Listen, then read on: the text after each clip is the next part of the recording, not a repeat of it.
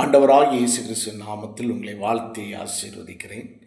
இந்த ஆசீர்வதிக்கப்பட்ட இந்த 1ஆம் தேதியில் தேவன் நமக்கு ஒரு நல்ல ஒரு வார்த்தையை தந்திருக்கிறார். ஆதியாகமம் புஸ்தகம் 12ஆம் அதிகாரம் 2ஆம் வசனம். நான் உன்னை பெரிய ஜாதியாக்கி உன்னை ஆசீர்வதித்து உன் பேரை பெருமைப்படுத்துவேன், நீ ஆசீர்வாதமாக இருப்பாய். ஆண்டவர் ஆபிரகாமை அழைத்து சொன்னப்பட்ட இந்த வார்த்தை, நீ ஆசீர்வாதமாக இருப்பாய் என்று சொல்லி. அருமையான தேவ பிள்ளைகளே, இந்த நாளில், இந்த மாதத்தினுடைய இந்த நாளில், முதல் நாளில் ஆண்டவர் நமக்கு ஒரு நல்ல ஒரு வார்த்தை, நீ ஆசீர்வாதமாக இருப்பாய் என்று சொல்லி.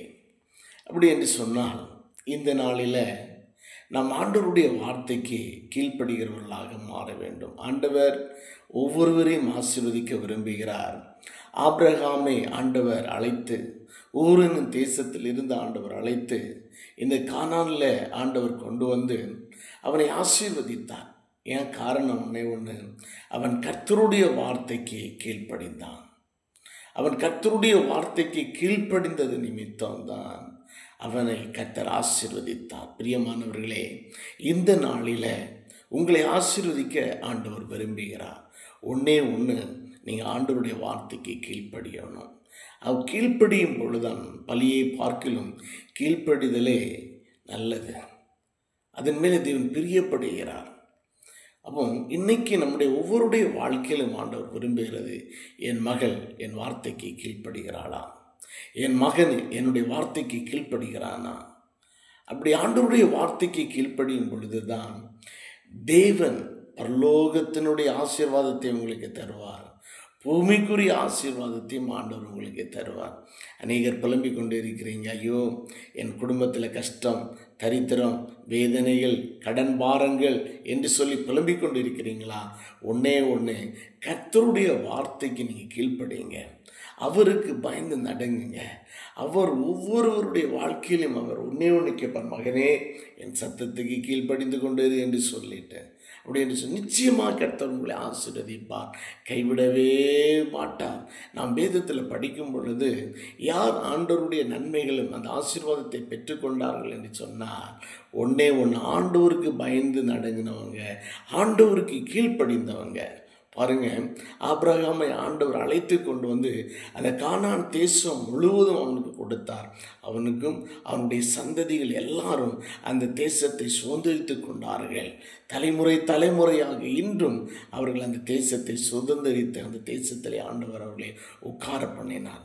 அதனால் பிரியமானவர்களே, உங்கள் ஒவ்வொருடைய வாழ்க்கையிலையும் இந்த நாள் ஒரு முடிவெடுங்க. ஆண்டவரே, நான் சுதந்திரித்து கொள்கிறவனாக என்னை மாற்ற வேண்டும்.